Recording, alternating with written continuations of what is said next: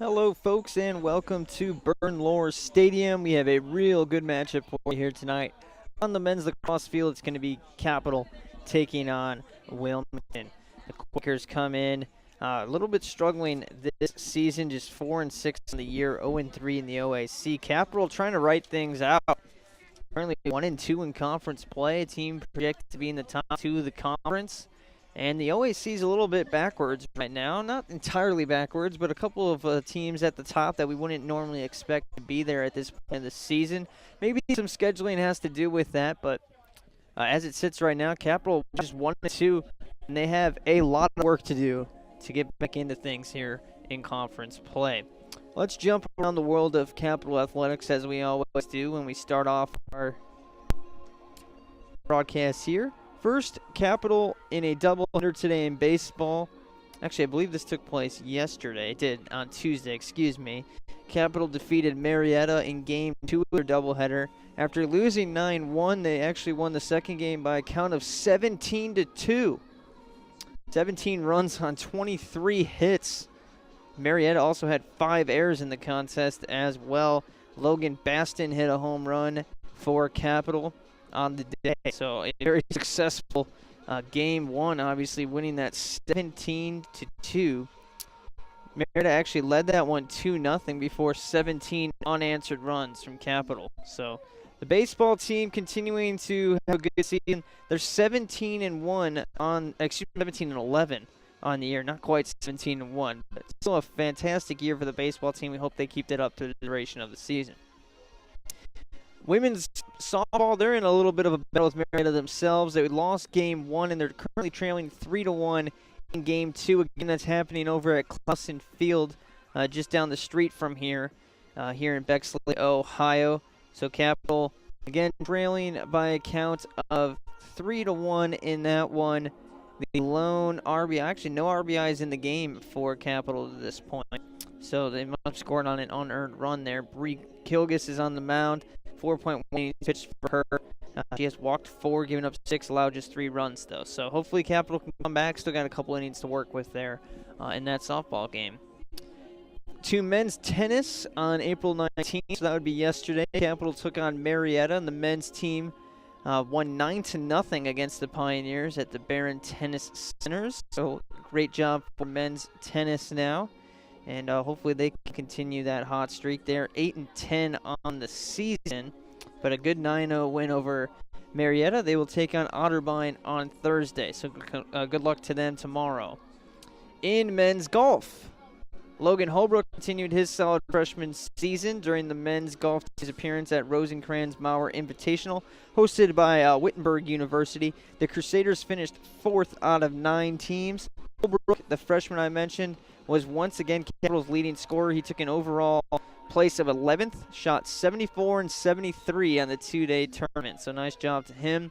And again, a nice 4th place finish, pretty solid outing there.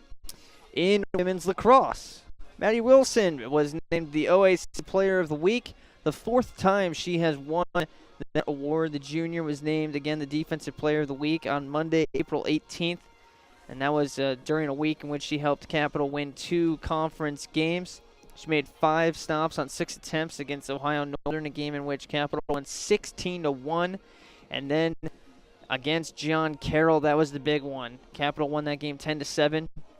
Wilson made 5 saves. The Blue Streaks were successful on just 1 free position shot on 4 attempts against the keeper. And she reached 300 career saves during the contest. So congratulations to Maddie Wilson.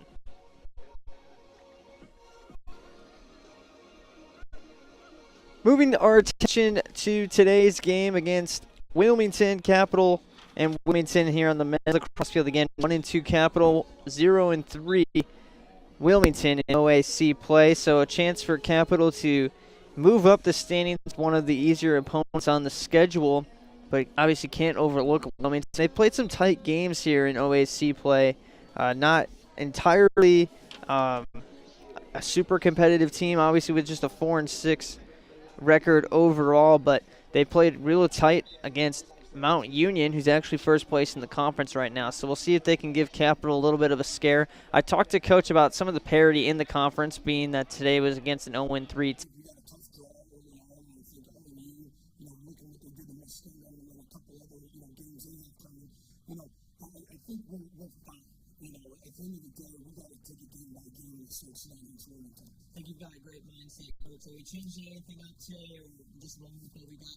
We're guys here. We got some different things going on, and at the end of the day, you'll see it in a couple minutes here. But we're going to put some guys in different roles and see how they react.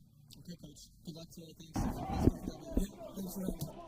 And thanks again to Coach Owen for stopping by and meeting up with me before the game. As always, if you do want to catch that, usually I'll play that about 10 minutes before we start everything up.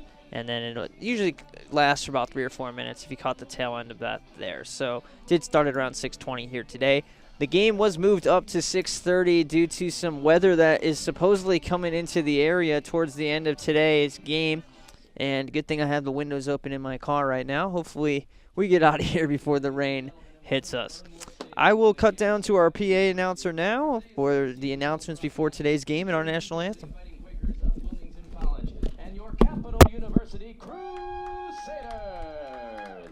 Fans, be sure to grab a game program today free of charge in the hanging bin located in front of the stadium entrance. Inside, you'll find information on both teams, including rosters, season statistics, and a link to live stats of today's action. If you're visiting Capital for the first time, restroom facilities are inside the Capital Center off of the main lobby. Before we introduce today's starting lineups, will you join us in honoring America and those who defend her? Please rise, and gentlemen, remove your hats for the playing of our national anthem.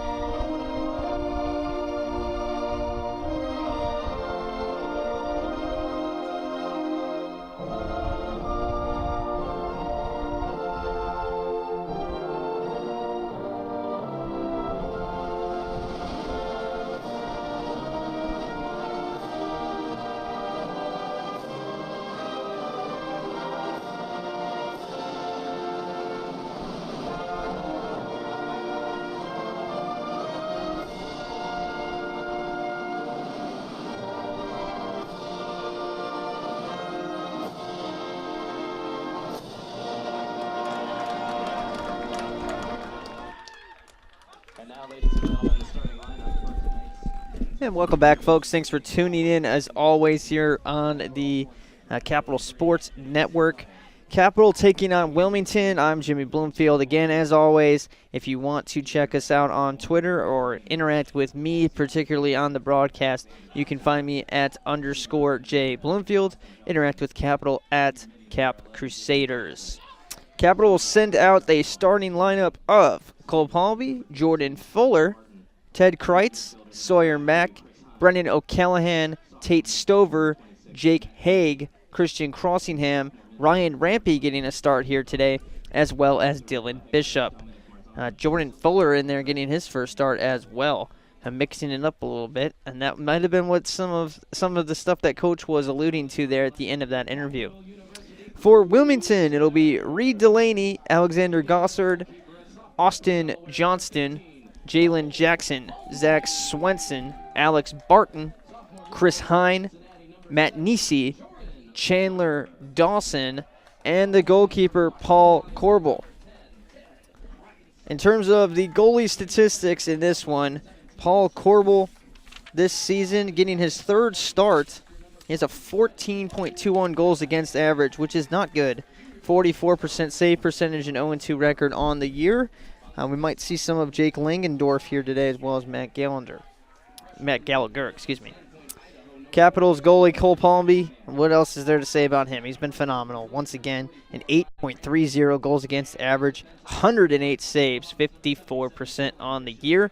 And what can we say about Christian Crossingham as well in that face-off circle? He leads the OAC with 150 face-off wins. He's picked up 54 ground balls and assisted on 3 goals, career high of 22 face-off wins against Calvin. Let's hope he breaks that here today. Thanks again for tuning in. We are about ready to go. Again, a 6:30 start due to some weather moving into the area towards the end of tonight. But it's a beautiful day right now here in Bexley, Ohio. And Crossingham does work on that face-off. Fuller's battling for it. And Fuller momentarily had it before Wilmington's able to scoop it away. And then they lose it. That was Zach Swenson with the long stick there. And it looks like it's picked up by Austin Johnston. Johnston has to give it up, though, as Wilmington had an offsides there, it looks like. So Walton will come out in the midfield with Nick Hess.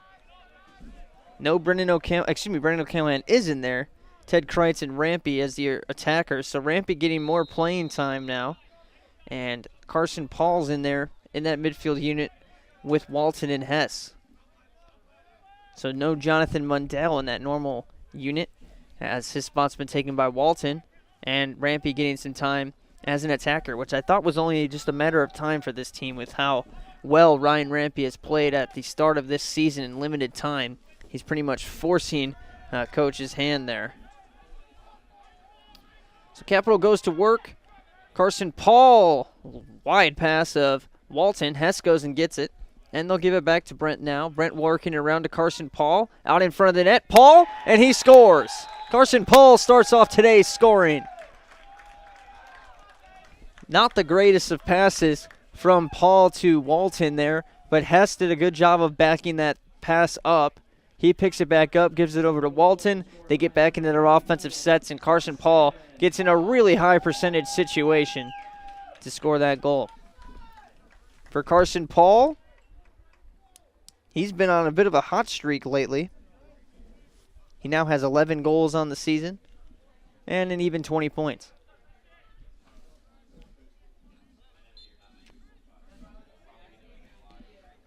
Looks like Crossingham had the battle on this face-off one. Nick Bonsignori going after it now. And Bonsignori picks it up for Capital. Fuller comes off as Hess and Walton come on. And Hess maintains possession for Capital, where they can just go to work now and take their time and find a high-quality shot once again. In terms of our standings here, we'll take a look at both the men's and women's standings throughout today's broadcast, as well as the scores on both sides. Let's stick with the men as Capital turns it over here, and Wilmington will get possession. For Wilmington, looks like Reed Delaney, and Delaney now passes it off over towards Matt Dugan. Wilmington in the gray jerseys, Capital in their purple jerseys, obviously. It goes back to Dugan right now, and Dugan sends it around the net, and it looks like Wilmington turns it over. So Capital didn't really have to do much there defensively to get the ball right back. Dylan Bishop plays it over to Simmons. Simmons goes right back towards Bishop, and now cuts up field. Bishop just walking it up right now as they take their time. Taking a look at those men's lacrosse standings right now, Mount Union surprisingly leading the way at 4-0 right now. And that should be an offsides. Just a blatant miss by the officials there as Stover clearly brought it across. No midfielder came across, allowing Stover to cross, because there were 6 purple shirts on the other side of the field, and Stover just ran it across. So there was clearly 7, but the officials miss it. Capital gets away with a break, and then they turn it over. Wilmington has it in the offensive zone now. Jalen Jackson, the team's second leading scorer, passes it off. This looks like Lang, and he spins and scores. Jordan Lang, a sophomore midfielder. That's his 12th goal of the season, and Wilmington has tied things up. A little bit of sloppy defense there for Capital. And 3 minutes in, we've got a 1-1 game. Capital's been having some really slow starts, especially against John Carroll. They scored just 3 goals in the first half, 2 in the first quarter, 1 in the second. And they've been putting themselves in big holes. Themes throughout non-conference play as well, and some of their tighter competing games against teams with higher skill levels. The ones like Franciscan where they won by 13, it wasn't as big of an issue, but the games against Wittenberg stick out. Capital had to score 4 goals in the last quarter just to come back. They did, losing that one in the last minute. They're making it really hard on themselves. Last year, the team was really good, exceptional really, at jumping out to early leads and then relying on their defense. And they haven't been able to use that strategy, and Coach is obviously flustered with that. I asked him before the game, why is the theme happening that the team is off to all these slow starts? And he said he doesn't know. He's searching for that answer. It's the million-dollar question. Meanwhile, back down there on the field, Nick Hess looking to his left. He goes back behind the net now over to OC. Callahan works it around. He had 3 points in their last game against John Carroll. Over to Brent Walton now. Walton fakes a shot and swings it back now towards Hess. Hess has a wide open shot, and it looked like Wilmington just stopped and let Hess take that shot. He was defended by 2 players, and then all of a sudden they just left him. He turns and scores. So for Nick Hess, it's goal number 20 for him on the season. 4th on the team in goals. And Capital gets their 2-1 lead. Going back to the things I was getting to before Stover's offsides, and then we had a couple of goals. So we've been a little distracted, but back to those standings. Mount Union is 4-0 this year. Baldwin Wallace also unbeaten at 3-0. John Carroll and Otterbein 1 game ahead of Capital right now at 2-1 apiece, as Crossingham wins the faceoff and passes it off to OC. The midfield will go to work. Looks like the second unit as Noggle out there, as well as Simmons. And it looks like Tomsic coming on as well. Pass goes to Simmons. Capital and Ohio Northern tied at 1-2 in conference play. And then Wilmington 0-3, Muskingum 0-4. So those are the 2 bringing up the rear right now. Capital, if they can get this win here today, they'd go back to 500. And they still have matchups with Mount Union and Otterbein. Those are actually the next 2 games, and they're both on the road before closing the season against Muskingum. Shot by Noggles wide, and Tomsic is closest to it, so he'll be able to bring it back into play. Quickly doing so, Noggle comes back to the top of the field here. He receives the pass from Simmons, goes back towards Simmons and throws it over his head. Tomsic trying to keep it in bounds, dives, keeps it in bounds. It's a loose ball, and Rampy goes and gets it for him. Nice play by Josh Tomsic, and good hustle for Rampy to help him out. Over to Simmons now, where he'll slow everything down. A 2-1 Capital lead right now at the 9:42 mark of the first quarter. Pass goes down to Ted Kreitz. Kreitz working it towards O'Callaghan. Faked the pass, and now goes behind the net to Rampy. Rampy, the freshman, has had a really good season. 19 goals and 10 assists in somewhat limited playing time for most of the season. Simmons trying to get it into O'Callaghan. It's loose, and it's picked up by the goalkeeper there. Corbel trying to pass it up the field now with the bright green trim around the lacrosse stick. Plays it over to the 40-yard line, and Wilmington is across. Good spin move away from Wegmiller there. That was Chandler Dawson putting that move on. And Wilmington has a chance to tie this game up. Jackson has it for Wilmington right now. Jackson, again, 15 goals this season, the second leading goal scorer. And appears to be second in points as well, with 12 assists. Those 12 assists rank tops on the Quakers. Wilmington setting a pick, and going back now towards Lang, who scored the game's first goal for Wilmington. I should say his team's first goal. Out in front, and another goal for Wilmington. Tie ball game. Wilmington giving Capital a little bit of a fight here. 2-2.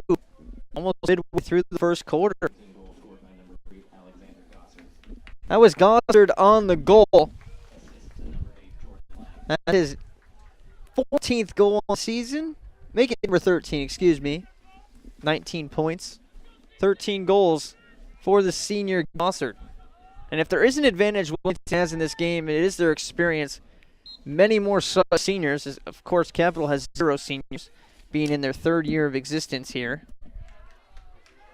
10 seniors, meanwhile, for the Quakers. Another face-off won by the Crusaders. They've won every face-off to this point, now 5 for 5. Out in front, a shot that's wide from OC. And the closest to it is Rampy. Portal might have been out there before him, but they get the call. Corbel goes back in between the pipes. Rampy now passing it around to the top of the formation. That's Hess back to Carson Paul now. Paul putting a couple stop and go moves on. Hess swinging around. Walton, top shelf. Oh, yeah. Nice shot there from Brent. And Capital strikes right back with a goal of their own. It's 3-2 now. Capital has not trailed in this game yet.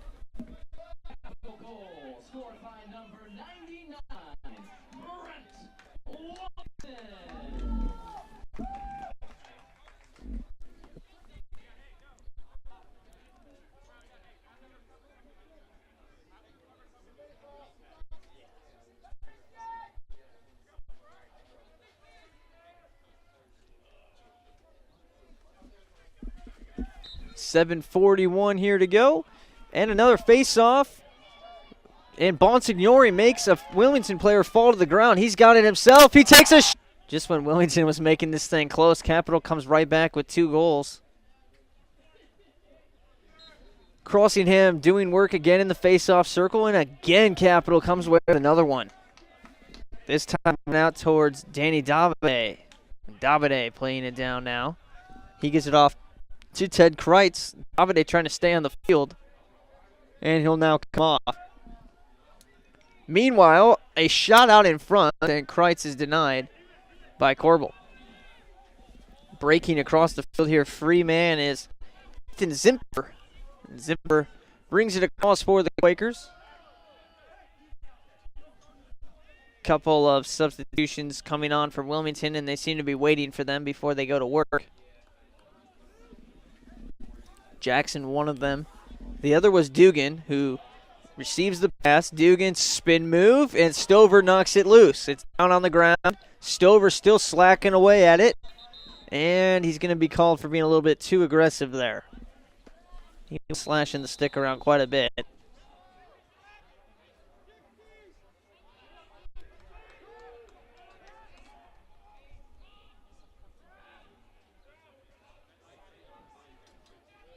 Working it around, and a pass, actually a shot that goes over the goal.